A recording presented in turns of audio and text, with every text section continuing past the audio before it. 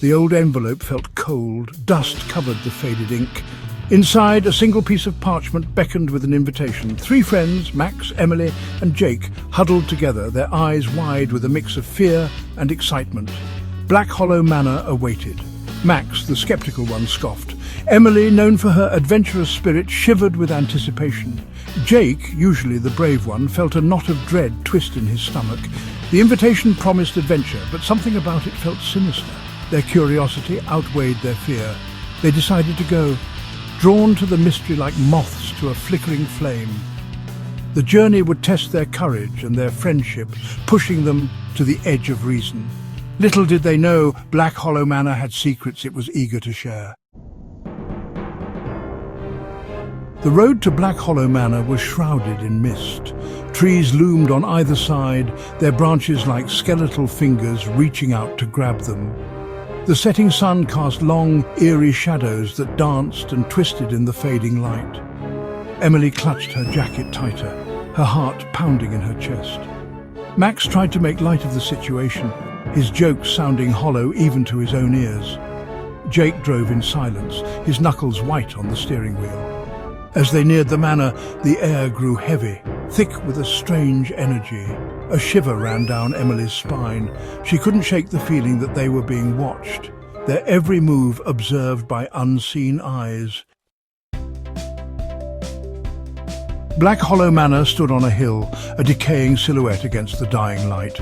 Its windows were dark, like empty eye sockets staring out at them. The once grand facade was now crumbling, consumed by ivy and neglect. As they stepped out of the car, a cold wind whipped around them, carrying the scent of decay and something else, something ancient and evil.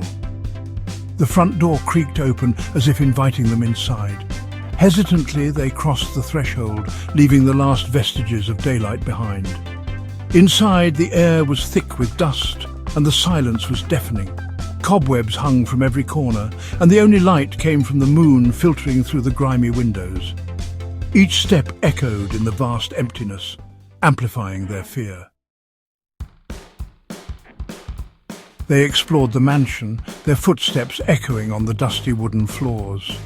Each room was a portrait of decay, filled with remnants of a forgotten life.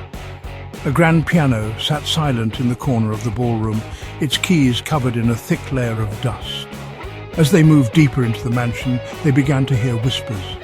Soft, unintelligible murmurs seemed to emanate from the walls themselves. Emily swore she saw a fleeting shadow disappear around a corner, but when they investigated, they found nothing.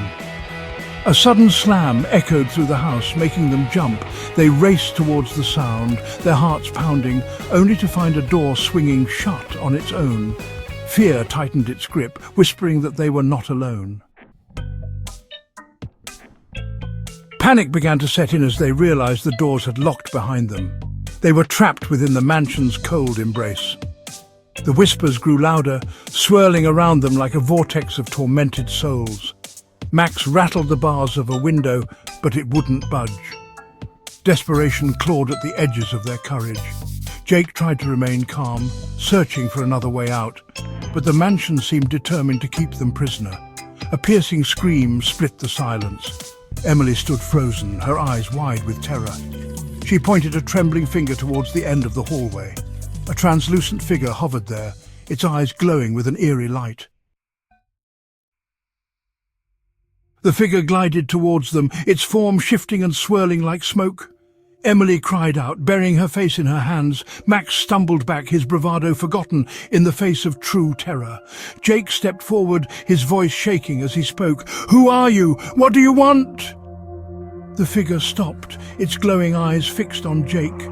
The air grew heavy, charged with an unseen energy.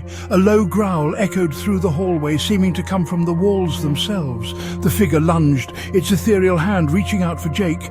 He closed his eyes, bracing for the inevitable, but instead of a ghostly touch, he felt nothing.